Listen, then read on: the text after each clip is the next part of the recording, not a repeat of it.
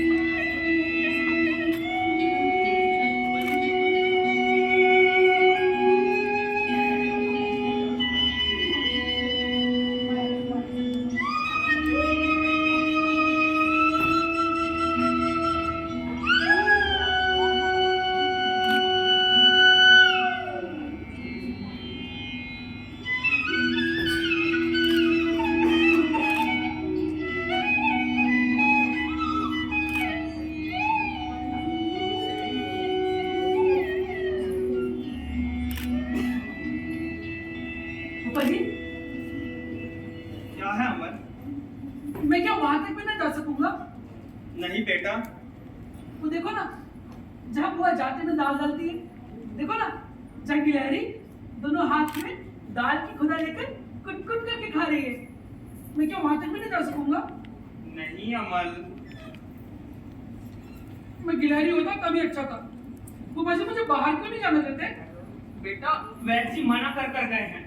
तुम बाहर जाने से ना बीमार पड़ जाओगे। ये बात भला वैद जी को कैसे मालूम हुई? ये लो, कैसी बात करते हो भाई? भला वैद जी नहीं जानेंगे? उन्होंने इतनी बड़ी बड़ी पोथियां जो पढ़ डाली हैं। मैंने तो कोई पोथी पढ़ी नहीं ना, शायद इसी से नहीं जानता। ये लो, ऐसी बात करते हो मत। बड़े बड़े पंडित लोग जो होते हैं ना, वो घर पर बैठ कर ना सिर्फ पोथियां पढ़ा करते हैं। उनका किसी तरफ ध्यान नहीं जाता। वो घर से नहीं निकलते? वो घर से भी नहीं निकलते बेटा। अमन बाबू, बड़े होकर ना तुम भी बहुत बड़े पंडित बनोगे। हाँ नहीं बस मैं पंडित नहीं बनूंगा, मैं पंडित हरगिज नहीं बनूंगा। ये कैसी बात करते हो बेटा, ना मैं पंडित हो पाता, सच में मैं तो धन्य हो जाता। देखने की जितनी चीजें हैं मैं उन सबको देखूंगा। अच्छा बस देखता हुआ घुमा करूंगा। जरा मैं भी तो सुन, भाई क्या देखो, और वैसे यहाँ देखने को है ही क्या। पापा जी, अपनी इस खिड़की से वो जो पहाड़ दिखाई पड़ता है ना, मेरा बड़ा मन करता है कि उसे पार करके आगे चला जाऊं। कैसी पागलों सी बात करते हो हाँ? भाई काम नहीं धंधा नहीं, हमो कहाँ इतना बड़ा पहाड़ पार करके चला जाऊं। ये जो तुम कुछ कहते हो इस बात का ठिकाना है कि नहीं, ये समझना पड़ेगा।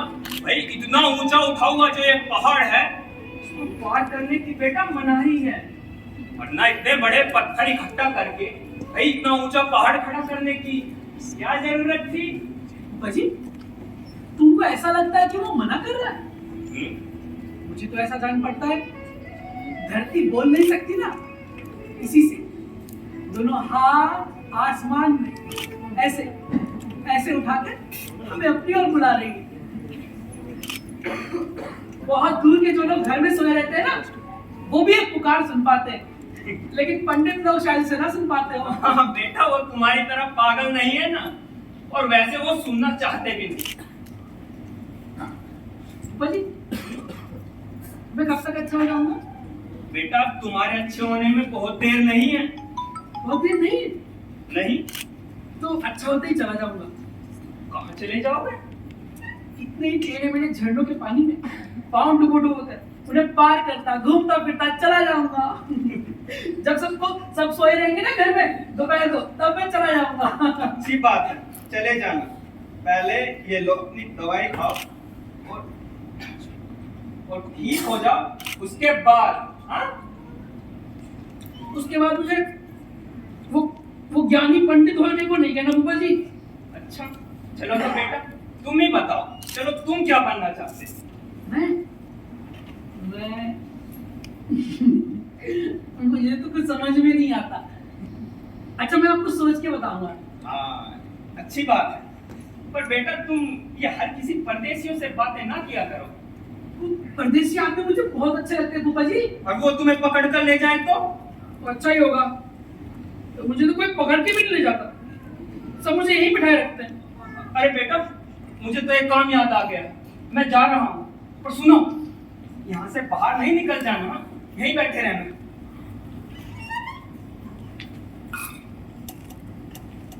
नहीं जाऊंगा, यहीं इस खिड़की पे बैठा रहूं।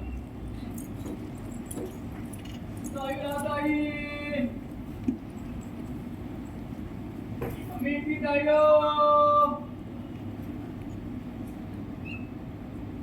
और दाइयो बढ़िया दाई, मीठी दाइयो,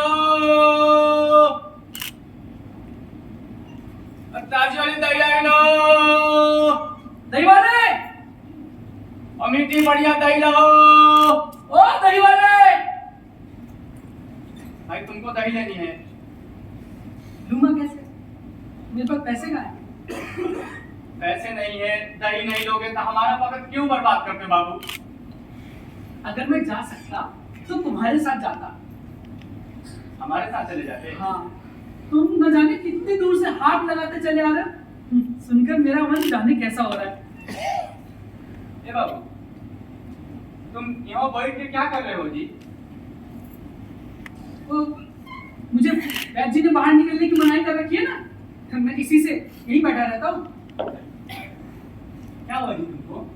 क्या हुआ ये तो मैं नहीं जानता, वो मैंने तो कोई पोथी पढ़ी नहीं ना, बस मुझे वैद्य जी ने बाहर निकलने की मनाही कर रखी है। भाई तुम कहाँ से आ रहे हो? हाँ हाँ, हम तो अपने गांव से आ रहे हैं। अपने गाँव से? हाँ बहुत दूर है तुम्हारा गाँव? बहुत दूर, वो पचमुंडा पहाड़ है ना, वो शामली नदी उधर, वो के किनारे है हमारा गांव। पचमुंडा पहाड़, शामली नदी, क्या पता शायद मैंने तुम्हारा गांव देखा है। कब? ये मुझे याद नहीं आता। सही में बाबू, हाँ, किसी दिन वो पहाड़ पर नहीं गए हो क्या? नहीं, मैं गया तो कभी नहीं, फिर भी मुझे ऐसा लगता है मानो मैंने उसे देखा है। अच्छा, बहुत पुराने जमाने के बहुत बहुत बड़े पेड़ों के तले है तुम्हारा गांव, लाल रंग के रास्ते के किनारे, है ना? अब बिल्कुल ठीक बात है। और वहाँ पहाड़ों पे वो गाय चरा करती है ना? अरे खूब गाय गोरू चरती है हमारे गांव में। और वहाँ की सब औरतें वो सब वो माथे पे कलसे रखकर वो नदी से पानी भर भर के ले आती है, और वो सब लाल साड़ी पहनती है ना? अरे हमारे गांव के सभी औरत नदी से ही तो पानी भरती है। पर अरे बाबू, वो सभी लाल साड़ी पहनती है ऐसा नहीं है। आप कभी सब गए हैं? आप गए हैं, आप गए हैं, आप लोग छुपा रहे हैं। आप जरूर गए होंगे तभी आप इतना जानते हैं। सच कहता हूँ दही वाले, मैं उस और कभी नहीं गया, लेकिन जिस दिन मुझे वैसे बाहर जाने को कहेंगे तो मुझे अपने गांव ले चलोगे? हमारे गांव? हाँ ले चलेंगे। हाँ, ले चलना। फिर तुम ना मुझे ये दही बेचना सिखा देना। हाँ, मैं भी दही बेचता फिरूंगा। पागल, अरे पोथी पत्र पढ़ के बहुत बड़का पंडित बनोगे कि तुम। ये दही बेचना दोनों सीखे के काम होते हैं ना, दही बेचेगा। अभी पंडित होगो ना, मैं तो तुम्हारी लाल सड़क के किनारे पुराने बरगद के तले ग्वाल डोले से दही लाकर गाँव नगर बेचता फिरूंगा। कैसे कहते हो तुम? कैसे? ये दही ले आई, ये बढ़िया आई, ये मिष्टी दे। ऐसे आवाज लगाऊंगा, तुम मुझे ये आवाज लगाना सिखा देना। हाँ, आवाज लगाना सिखा देना। पागल, अरे पोथी पढ़ के पंडित बनो, ये दही सही बेचोगे। दही बेचेगा।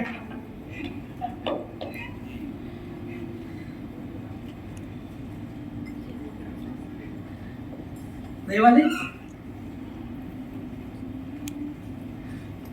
ये सुर मुझे बहुत अच्छा लगता है। जैसे आसमान के अंतिम छोर से पंछी की पुकार सुनने से मन उदास हो जाता है, वैसे ही जब तुम पेड़ों की कतार के बीच से, तुम रास्तों के मोड़ से जब तुम्हारी पुकार सुन पड़ती थी, तो मेरा मन होता था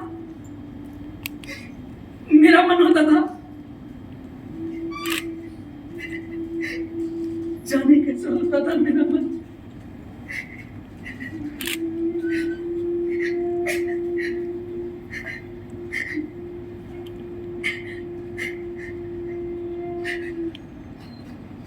बाबू, थोड़ा थोड़ा दही खाओ ना। हाँ, मेरे पास पैसे कहाँ हैं? अरे दादा, पैसा वैसा की कोनो बात नहीं है। अरे तुम थोड़ा दही खा लोगे तो हमारा मन बहुत खुश होगा। खाओ ना।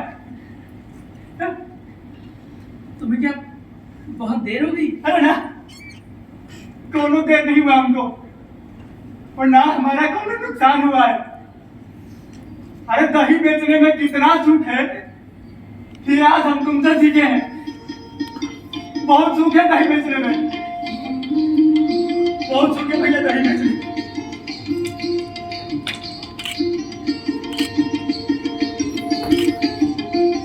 दही ना हो बढ़िया दही, दही ना हो बढ़िया दही, बढ़िया दही, मिष्टी दही, दही दही दही ना हो दही, बढ़िया दही, मिष्टी दही।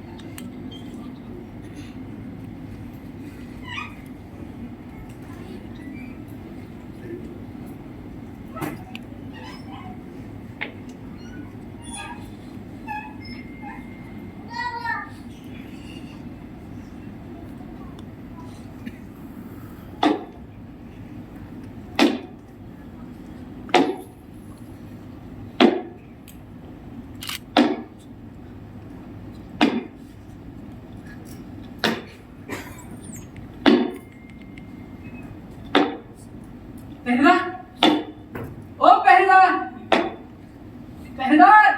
क्यों चिल्लाते हो? डरते नहीं तुम मुझसे? क्यों? तुमसे डरने की कोई बात है क्या? अगर मैं तुम्हें पकड़ ले जाऊं तो? पकड़ के ले जाओ। कहाँ? अगर मैं तुम्हें राजा के पास ले जाऊं तो? राजा के पास? तो ले चलो ना।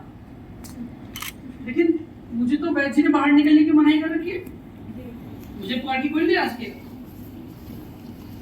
वैद जी ने मनाही कर रखी है? अच्छा, अभी तुम्हारा चेहरा सफेद पड़ गया है और आंखों के नीचे काली स्याही फिर आई है। तुम्हारी तो हाथों की नसें भी उभर आई हैं। तुम घंटा ना बजाओगे पहरेदार? अभी वक्त नहीं हुआ। वक्त नहीं हुआ?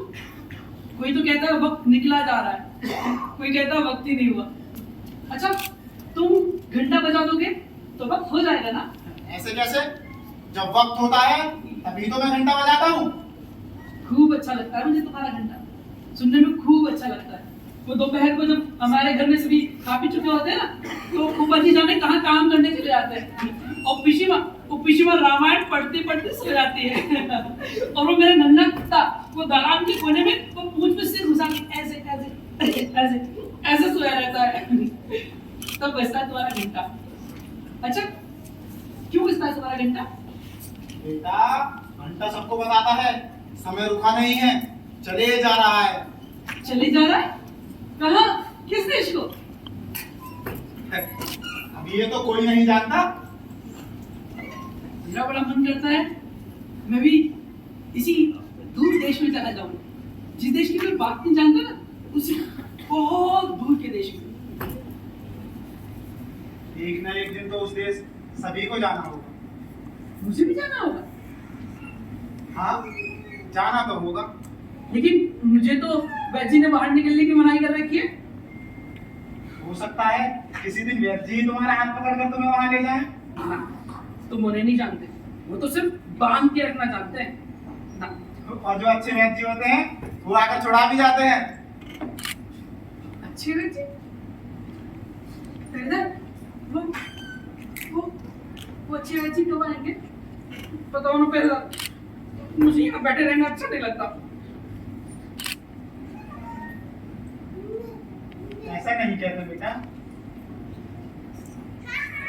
मैं तो बैठा ही हूँ, जहाँ मुझे बैठा रखा है मैं तो वहां से हिला नहीं। लेकिन पहरेदार, जब तुम्हारा घंटा बजता है ना, तो मेरा मन जाने कैसे करने लगता है। पहरेदार, वो सामने के मकान में वो देखो, जहाँ बहुत सारे लोग आते जाते हैं, वो जहाँ पे वो बड़ा सा झंडा फहरा दिया है, वहाँ क्या हुआ है? वहाँ नया डाकघर खुला है। डाकघर? किसका डाकघर? अरे भाई, डाकघर और किसका होगा? राजा का डाकघर। राजा का डाकघर? वो राजा के डाकघर में सारी चिट्ठियां राजा के पास से आती हैं। आती क्यों नहीं? देख लेना, एक दिन तुम्हारे नाम की भी चिट्ठी आएगी। मेरे नाम की चिट्ठी आएगी? लेकिन मैं तो अभी बच्चा हूँ।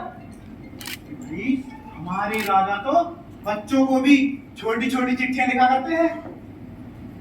फिर तो बहुत मजा आएगा पहरेदार। अच्छा पहरेदार, वो मेरी चिट्ठी आने में मुझे कौन ला के देगा? और तुमको कैसे पता हुआ कि राजा मुझे चिट्ठी लिखेंगे? अगर ऐसा ना होता तो ठीक तुम्हारी खिड़की के सामने इतना बड़ा डाकघर क्यों खुलवाते? और चिट्ठी तुम्हारी डाकिया ला कर देगा। डाकिया? हाँ, कौन डाकिया? देखा नहीं तुमने? गले में सोने के तमगे लटकाए घूमता रहता है। घूमता रहता है? तो ठीक, बड़ा होकर मैं भी डाकिया बनूंगा। डाकिया? हाँ। डाकिया बड़ा जबर काम है बेटा। धूप हो बारिश हो, अमीर हो गरीब हो, हर किसी के घर चिट्ठी पहुंचानी पड़ती है। बड़ा भारी काम है भैया। अरे तो तुम हंसते क्यों हो? यही काम तो मुझे सबसे अच्छा लगता है, डाकिया सबसे अच्छा काम। हाँ नहीं, तुम्हारा काम भी बहुत अच्छा है।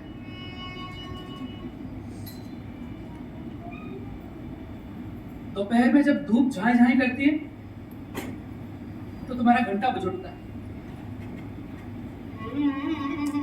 कभी रात में जाग उठता हूँ तो देखता हूँ कि घर का दीपक बुझ गया है और दूर अंधेरे में तुम्हारा घंटा बज रहा है।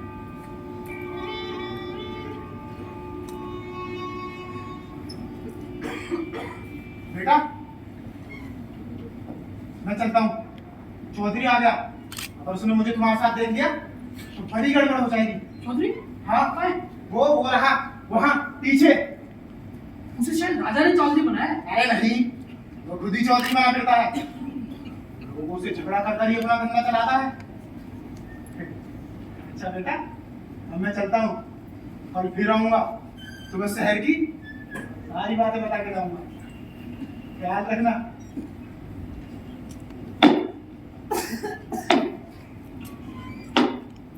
अगर मुझे रोज राजा की एक चिट्ठी मिला करे तो बड़ा मजा आएगा। यही इस खिड़की में बैठा बैठा पढ़ लिया करूं, लेकिन मुझे तो पढ़ना ही नहीं आता। मुझे चिट्ठी पढ़ के कौन सुनाया करेगा?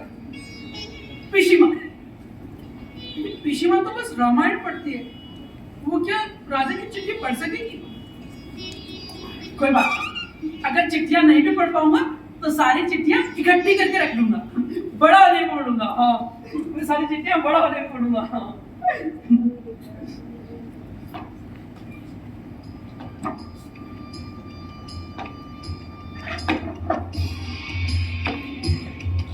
चौधरी जी, ओ चौधरी जी, चौधरी जी, मुझे इस तरह पुकार रहा है।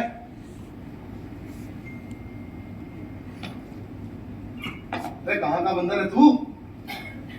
तुम चौधरी हो ना, तुमको तो सब जानते मानते हैं, है ना? हाँ सब मानते हैं। वो राजा का डाकिया भी तुम्हारी बात मानता है। मानेगा नहीं तो जान बचेगी उसकी। तो ठीक है चौधरी जी, तुम उससे कह देना मेरा ही नाम अमल है, मैं इस खिड़की में बैठा रहता हूँ। क्यों भला, मैं क्या बोलूंगा लड़के? अगर मेरे नाम की कोई चिट्ठी आए तो? तुझे कौन चिट्ठी लिखेगा? अगर राजा चिट्ठी लिखे तो? राजा, राजा तुझे चिट्ठी लिखेगा? तेरा दुश्मन है क्या राजा के साथ? ये लड़का भी कहीं तेज मालूम पड़ता है। सुन, मुझे खबर मिली है कि बहुत दिनों से तेरे से मुलाकात नहीं होने के कारण राजा मरा जा रहा है। आएगी तेरी चिट्ठी जरूर आएगी लड़के। चौधरी जी तुम ऐसे क्यों बोलते हो? तुम क्या मुझसे नाराज हो? मैं भला तेरे से क्यों नाराज होने लगा भाई? तेरा तो दोस्ताना है राजा के साथ। इस माधव दत्त का तो दिमाग खराब हो गया है। वो पैसे का जमा हो गए, राजा बादशाह के सिवा बात ही नहीं कर रहा। इसे तो सबक सिखाना पड़ेगा। तो चिंता मत कर लड़के, मैं बंदोबस्त कर दूंगा ताकि राजा की चिट्ठी तेरे पास आ सके। ना, तुम्हारी किसी को करते हुए ना। क्या? तुम्हें कुछ नहीं करना होगा। अरे नहीं, मैं ये खबर पहुंचा दूंगा। सुनते ही राजा रुक नहीं पाएगा, तुरंत अपने सिपाही दौड़ा देगा तेरी खबर लेने के लिए। माधव दत्त की हिम्मत का तो जवाब ही नहीं। एक बार ये खबर राजा तक पहुंच जाए तब हो जाएगा।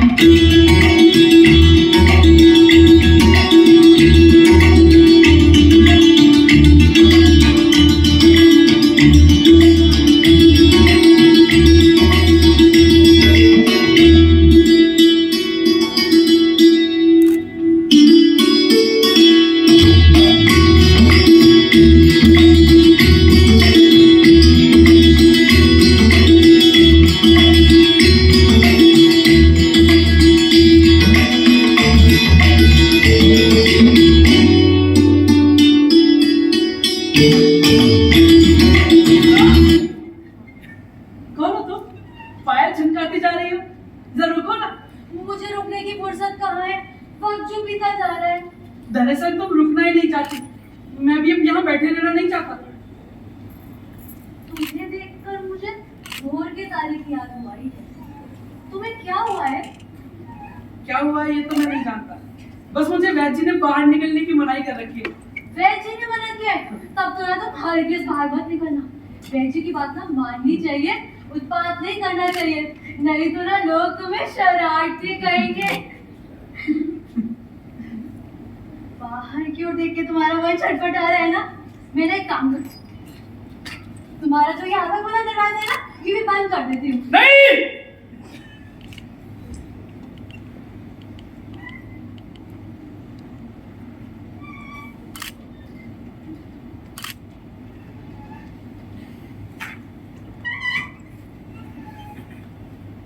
कौन हो तुम? मैं तो तुम्हें नहीं जानता। अमी सुधा। सुधा? तुम ही जानो ना, यहाँ की जो मालिक है ना, मैं उनकी बेटी हूँ। तुम क्या करती हो? मैं डाला भरकर फूल चुनने जाती हूँ और उनकी मालाएं ढूंढती हूँ, और अभी मैं फूल को चुनने जा रही हूँ। फूल चुनने जा रहे हो? तभी तुम चलती हो ना तो लगता है तुम्हारी पायल बज रही है, छन छन छन। मैं अगर जा सकता तुम्हारे साथ आता, वो तो बहुत ऊंची डाल के वो ना दिखने वाले फूल भी तुम्हारे लिए तोड़ देता। क्यों नहीं? जैसे फूलों का हाल मुझसे ज्यादा तुम ही जानते हो। जानता क्यों नहीं? मैं 7 भाइयों वाली चंपा का हाल जानता हूँ।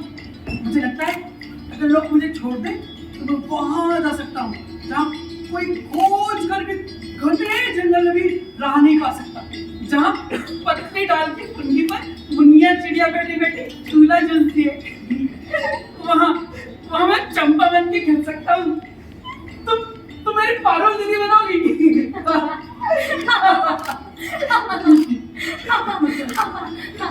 तुम्हारे पे क्या करे?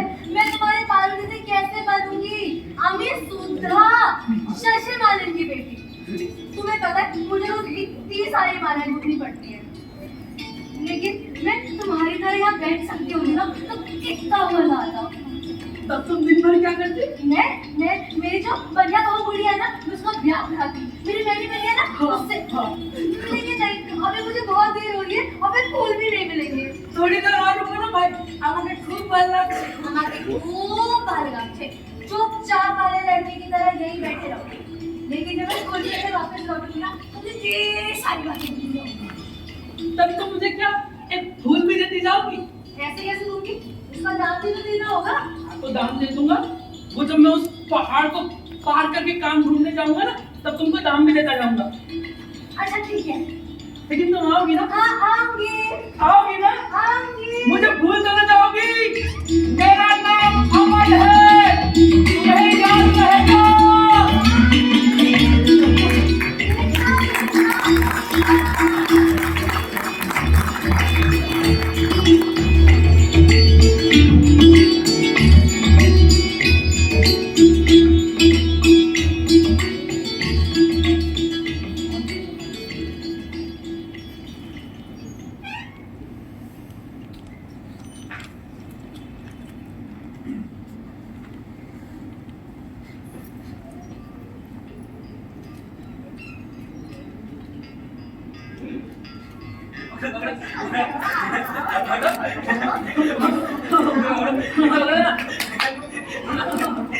मुझे पकड़ो, मुझे पकड़ो, मुझे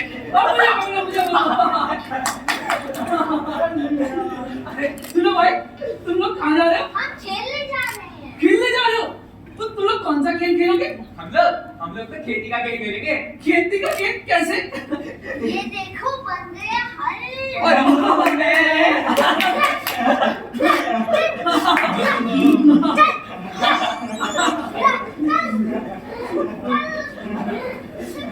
भाई तुम लोग दिन भर खेलोगे हाँ दिन भर।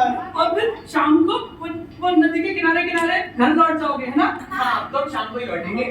तू मेरी इस खिड़की के सपने से लौटना भाई। तुम भी चलो मेरे साथ, खेलो चल हाँ चलो। नहीं, मैं नहीं आ सकता।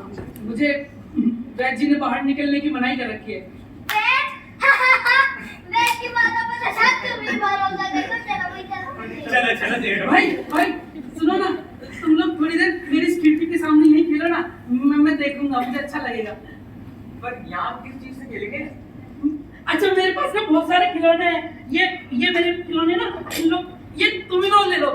मुझे अकेले खेलना अच्छा लगता ना, तुम लोग खेलो। और भी है मेरे पास, और मैं और मंगा दूंगा। लो खेलो भाई खेलो। अरे उसके साथ खेलो। ये वाला लेना आओ ना, ये वाला खेल लो। भाई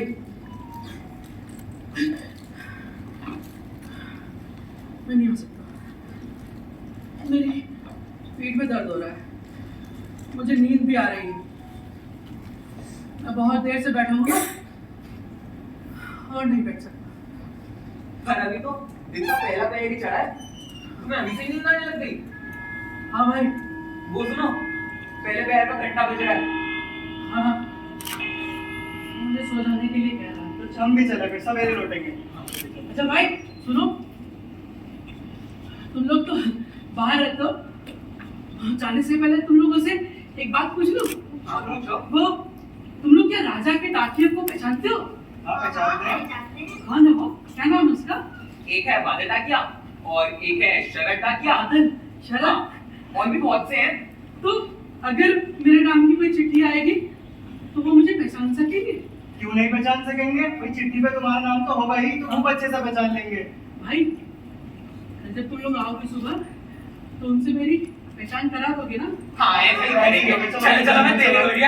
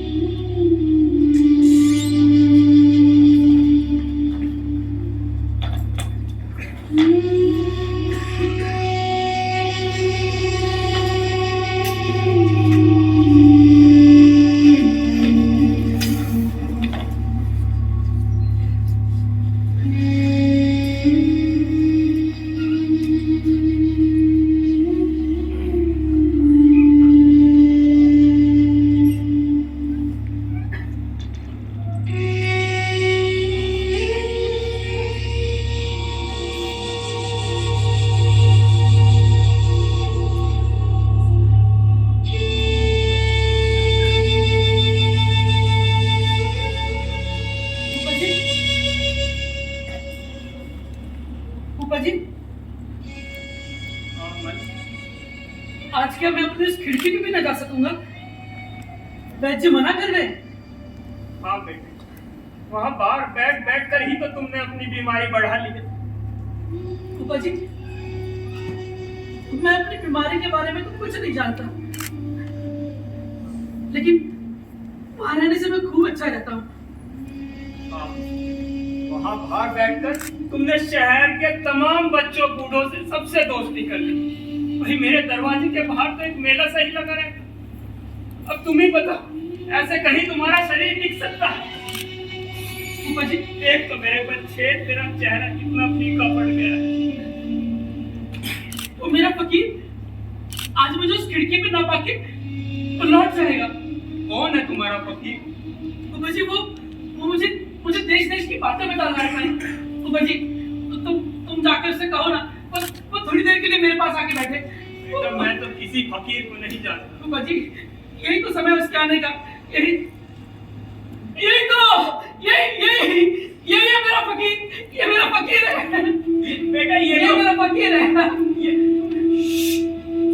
फकीर हो क्या नहीं हो भाई? मुझे कुछ समझ नहीं आता। आप यहाँ मेरे पास बैठो। फकीर, इस बार तुम कहाँ गए थे? मैं क्रॉच द्वीप गया था, अभी वहीं से आ रहा हूँ। क्यों भाई, तुम्हें इतना आश्चर्य क्यों हो रहा है? तुमने मुझे अपनी तरह समझा है क्या? मेरा तो कहीं आने जाने में कोई खर्च नहीं होता। मैं तो अपनी खुशी से चाहे जहां आ जा सकता हूँ। तुम्हारी बहुत मौज है फकीर। अच्छा फकीर, तुम्हें याद है तुमने मुझसे कहा था जब मैं अच्छा हो जाऊंगा ना तो तुम मुझे अपना चेला बना लोगे, याद है ना? मुझे खूब याद है। मैं तुम्हें घूमने फिरने ऐसे मंत्र सिखा दूंगा कि नदी में, पहाड़ में, समुद्र में कहीं भी आने जाने में कोई रोक टोक नहीं रहेगी। अरे कैसी पागलों की बात करते हो दादा। अमल, मैं पहाड़ पर्वत समुद्र किसी से नहीं डरता, लेकिन अगर तुम्हारे फूफा जी के साथ अगर वो वैद्य जी भी आ गए ना, फिर तो मेरे मंत्र को भी हार माननी पड़ेगी। नहीं नहीं फूफा जी, तुम वैद्य जी से कुछ मत कहना। मैं कहीं नहीं जाऊंगा, मैं यहीं बैठा रहूंगा। लेकिन जिस दिन मैं अच्छा हो जाऊंगा ना, उसी दिन फकीर से मंत्र लेके चला जाऊंगा। तब मुझे नदी, पहाड़, समुद्र कोई पकड़ के नहीं न सकेगा। बेटा तुम ये जाने की रट न लगाया करो। ये सुनकर मेरा दिल तो ना जाने कैसा। फकीर, वो रोज दिन कैसा दिन है बताओ ना। अरे वो तो बड़े अचंभे की जगह है। वो चिड़ियों का देश है। इंसान तो वहां है ही नहीं, और वो पक्षी भी कैसे है, न चलते हैं न बोलते, बस गाते और उड़ते। वाह, कैसे अचंभे की जगह है। अच्छा समुद्र है? अरे समुद्र के किनारे ही तो है। और वहां के सारे पेड़ नीले होंगे, है ना? अरे नीले पर पहाड़ों पर ही तो उनका बसेरा है।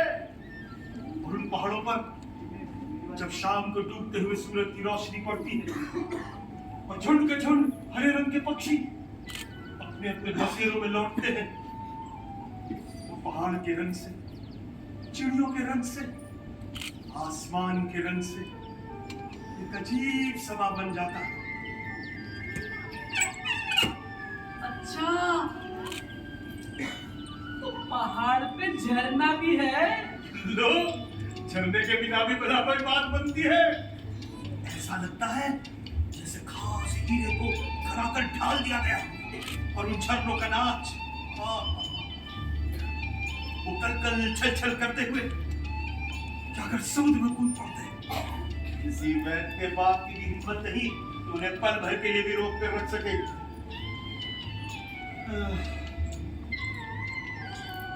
अगर उन चिड़ियों ने मुझे बेहद मामूली आदमी समझकर चांदी से ना निकाला होता, तो मैं उन्हीं झरनों के पास उनके हजारों बसेरों के किनारे अपना एक घोंसला बनाता और समुद्र की लहरों को देखते देखते अपनी जिंदगी के सारे दिन गुजार देता।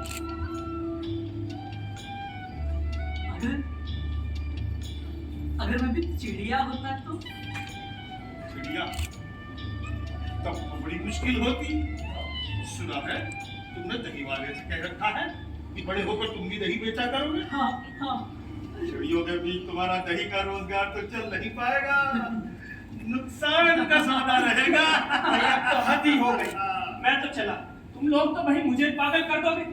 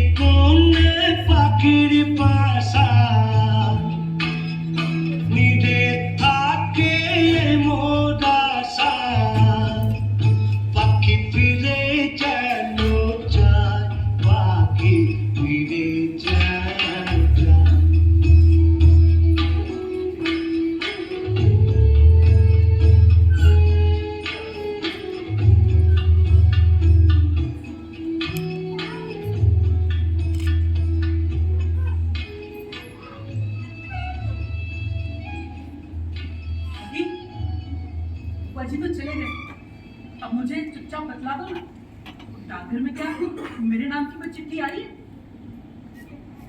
सुना है चिट्ठी रवाना हो चुकी है, वो रास्ते में है। रास्ते में? हाँ। किस रास्ते में? अच्छा, उसी रास्ते में वो जो बारिश के बाद आसमान साफ हो जाने पर बहुत दूर तक दिखाई पड़ता है, उसी जंगल के रास्ते में है। तुम सब कुछ जानते हो? सब जानता हूँ फकीर। ये तो देख रहा हूँ, लेकिन ये सब जाना कैसे? ये मैं नहीं जानता, लेकिन ऐसा लगता है जैसे मानो मैं आंखों के सामने सब कुछ साफ साफ देख पाता हूँ। फकीर, मैं देख रहा हूँ राजा का डाकिया अकेला पहाड़ से उतरता चला आ रहा है।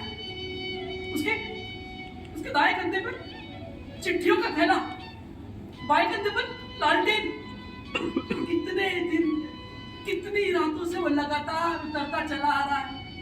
वो पहाड़ की तलहटी में जहाँ झरने का रास्ता खत्म हो गया है ना, वहां से वो टेढ़ी नदी की राह पकड़ के चला आ रहा है।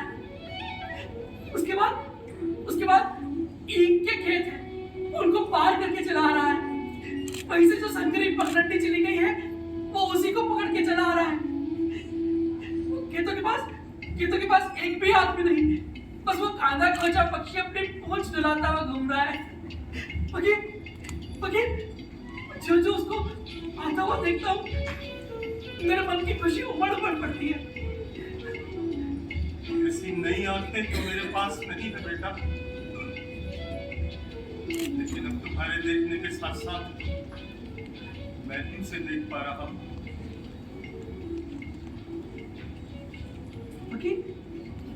जिन राजा का ये डाकघर है, उनको तुम जानते हो? मैं जानता क्यों नहीं, मैं तो रोज उनसे भीख लेने जाता हूँ। भीख लेने जाते हो? हाँ। तो ठीक, मैं भी तुम्हारे साथ भीख मांगने जाया करूंगा। बेटा, तुम्हें तो भीख देने की जरूरत ही नहीं पड़ेगी, जो चाहेंगे बिना मांगे ही दे देंगे। ना, मैं तो जाया करूंगा। मैं उनके द्वार पर जाकर ऐसे जाओ महाराज जाओ ऐसे कहूंगा, मैं खंजड़ी बजा के नाचूंगा। बहुत मजा आएगा। मजा तो बहुत आएगा, और मुझे भी तुम्हें साथ ले जाने पर भरपेट भीख मिलेगी। लेकिन तुम भीख में मांगोगे क्या? मैं राजा से कहूंगा तुम मुझे अपने डाकघर का डाकिया बना लो। मैं भी तुम्हारे डाकिये की तरह घर घर गांव तुम्हारी चिट्ठियां बांटा करूंगा। डाकिया, वो चिट्ठियां बांटने के सिलसिले में उसको जो इतना घूमने फिरने को मिलता है ना, वो और किसी को कहाँ मिलता है फकीर। बेटा, घर पे बैठे बैठे नहीं इतना दुख किस बात का है? नहीं, दुख नहीं, अच्छा लगता है। जानते हो फकीर, पहले जब मुझे खिड़की पे बैठा रखा था ना, तो लगता था मानो दिन बीतता ही नहीं। लेकिन अब अपने राजा का डाकघर देख करके अच्छा लगता है। इस उम्मीद में कि एक दिन मेरे नाम की चिट्ठी आ पहुंचेगी, मैं यहाँ हमेशा बैठा रह सकता हूँ। फकीर, मेरे नाम की चिट्ठी आ पहुंचेगी, मैं इस उम्मीद में यहाँ हमेशा बैठा रह सकता हूँ।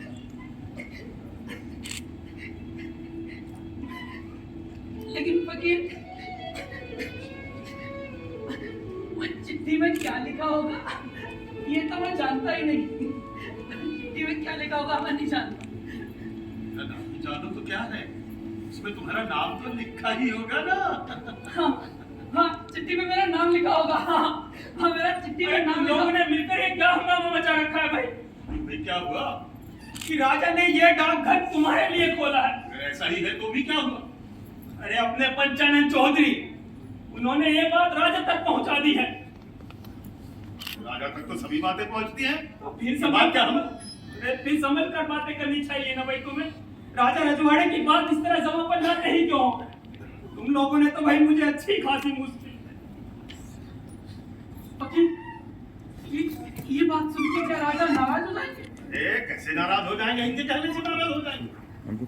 मेरे जैसे पति और तुम्हारे जैसे बच्चों को नाराज होकर कैसे अपना राजपाट चलाते हैं? ये भी हम देख लेंगे। देखो फकीर, बुला रहा है आज सुबह से ही नहर है कि मेरी आंखों के सामने अंधेरा छाता आ रहा है। फकीर, फकीर, लगता है जैसे सब सपना है। अगर अगर अगर अभी ये सब गायब हो जाए तो अभी फकीर, फकीर, मेरे नाम की चिट्ठी नहीं आएगी क्या? मेरे नाम की चिट्ठी नहीं आएगी क्या? नहीं।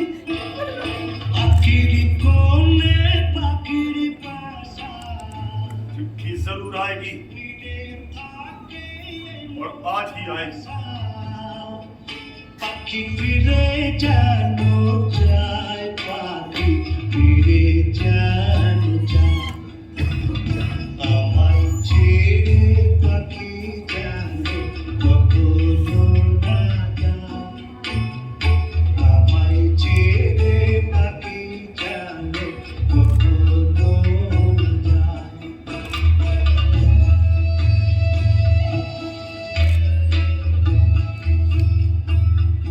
आइए बैठ।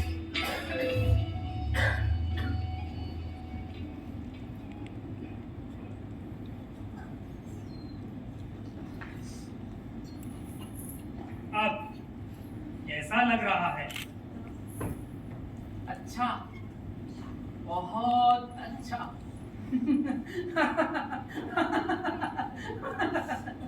ये हंसी अच्छी नहीं जान पड़ती। इसने ये जो कहा अच्छा लग रहा है, यही खराब लक्षण है।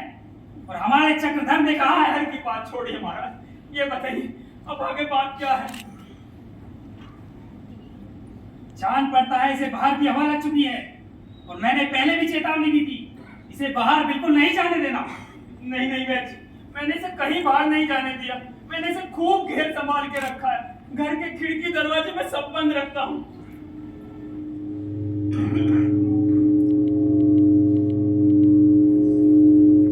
अचानक आज न जाने कैसी हवा चल रही है। मैं खुद देख आया हूँ, तुम्हारे सदर दरवाजे से हूँ होकर हवा चल रही है, जो कि अच्छी बात नहीं है। कुंडी ताला लगाकर उस दरवाजे को अच्छी तरीके से बंद कर दो। और हाँ, कुछ दिनों के लिए अपने यहाँ लोगों का आना जाना नहीं बंद रहे। अगर कोई यहाँ भी जाए तो उसके लिए खिड़की का रास्ता है ना। ये खिड़की से ढलते हुए सूरज की रोशनी आ रही है, इसे भी बंद कर दो। इससे रोगी की नींद उछट जाती है। बैठ जी, अमल ने आंखें बंद कर रखी। इसका चेहरा देखकर लगता है जो अपना नहीं था। मैं उसे अपने घर लाया, उसे प्यार किया, लेकिन अब जान पड़ता है इसे पकड़ के न रख सकूं।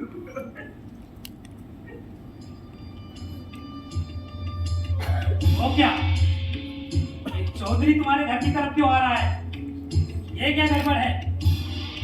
मैं अब चलता हूँ। और हाँ, याद रहे, उस दरवाजे को अच्छी तरीके से बंद कर देना।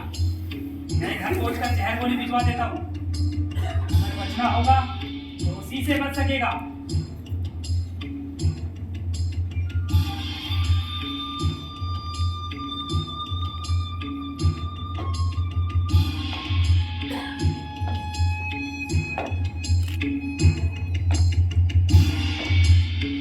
सोने लगे। अरे चुप चुप चुप।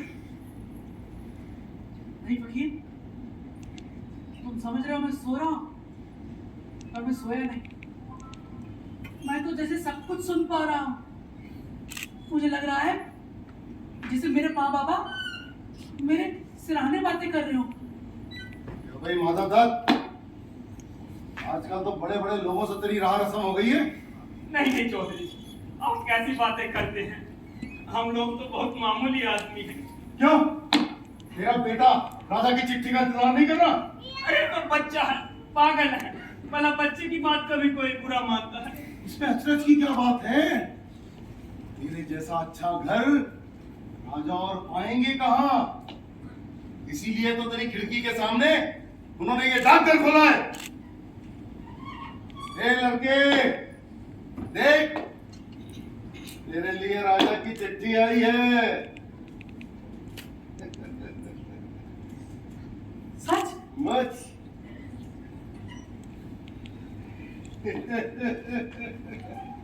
तेरा राजा के साथ दोस्ताना है ना?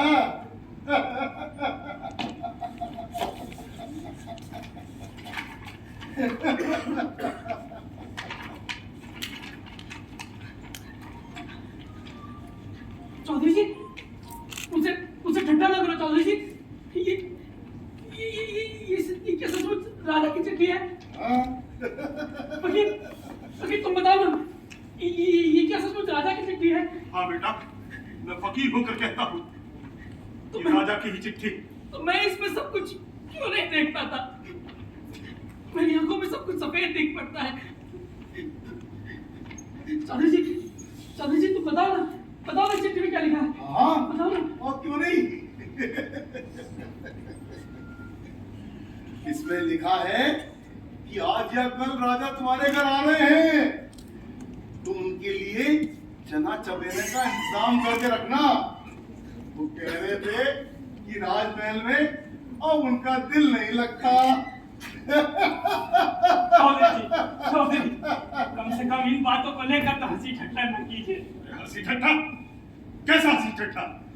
इनकी मजाल है कि हंसी ठट्ठा कर सके। अरे दादा तुम भी पागल हो गए हो। हाँ, मैं पागल हो गया हूँ और इसीलिए आज इस सादे कागज पर लिखे हुए अक्षरों को देख पा रहा हूँ। इसमें लिखा है कि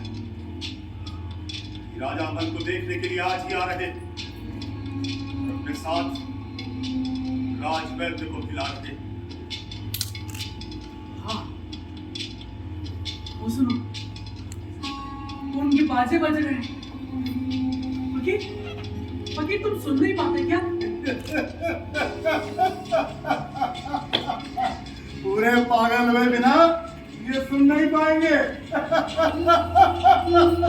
चौधरी जी, क्या?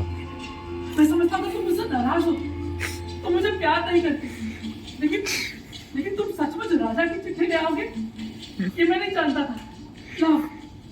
लाओ अपने पैरों की धूल दे दो। लाओ।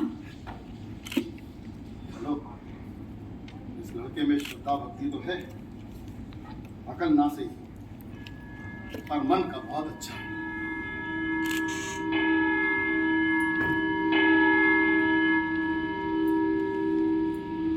लगता है 4 पहर बीत गए।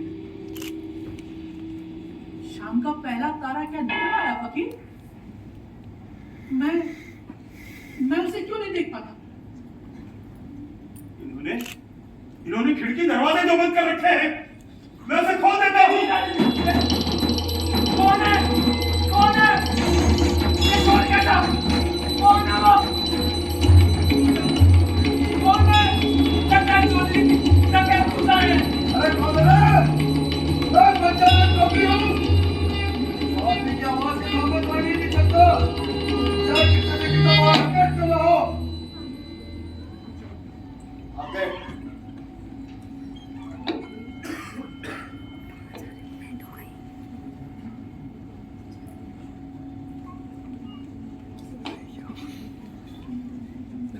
महाराज आज रात को आएंगे। ये तो कैसा हो गया? आज रात को? कितनी रात बीते सिपाही जी?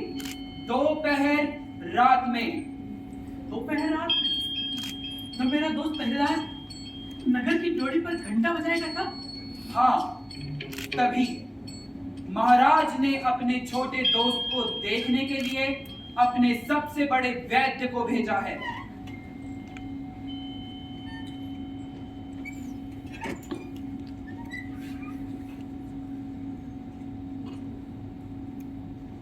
ये क्या?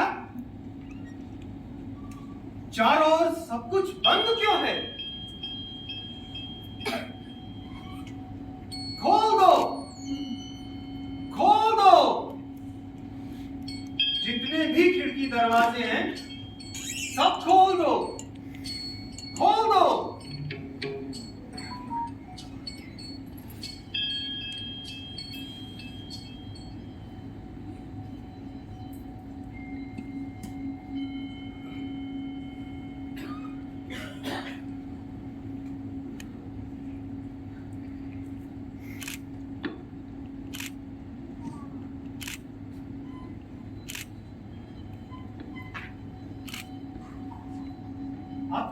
जान पड़ता है।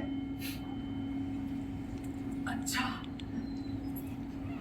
बहुत अच्छा। अब मुझे कोई रोग नहीं, मैं सब कुछ देख पा रहा हूँ, मैं उड़ पा रहा हूँ, मैं जा पा रहा हूँ।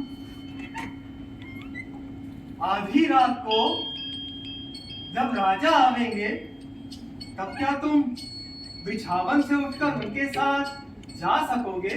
हाँ हाँ, मैं जा सकूंगा, मैं उड़ सकूंगा, मैं बाहर निकल सकूं तो मेरी जान बचे।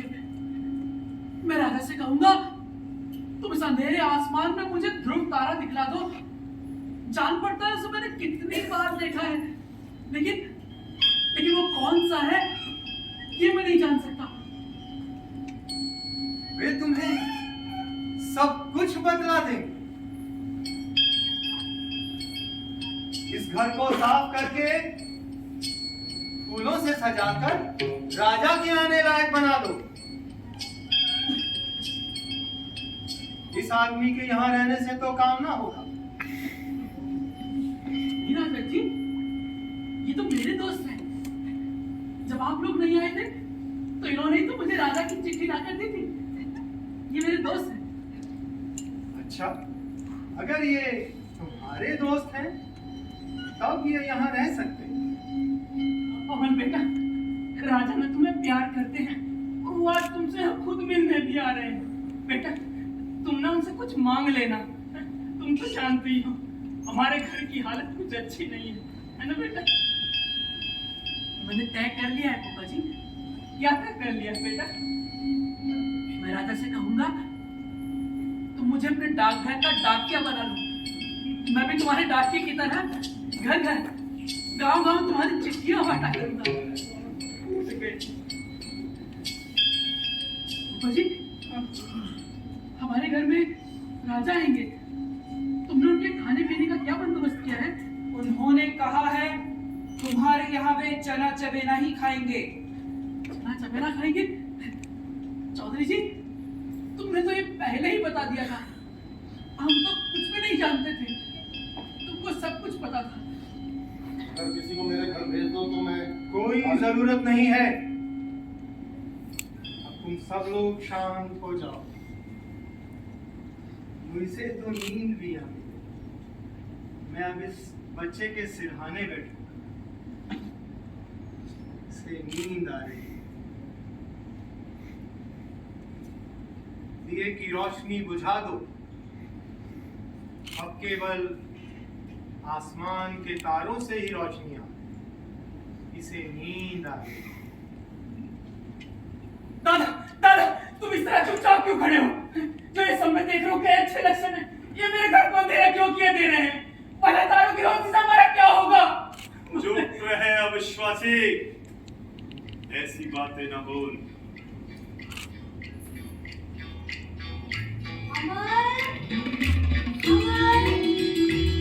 अमर, सो गया है अमर। लेकिन मैं तो इसके लिए फूल लाई हूँ। इन्हें क्या मैं इसके हाथों में नहीं दे पाऊंगी? अच्छा, लाओ दे दो अपने फूल। ये कब जागेगा? अभी तुरंत। अब तो चुपके चुपके से एक बात कह दोगे? क्या कहना होगा?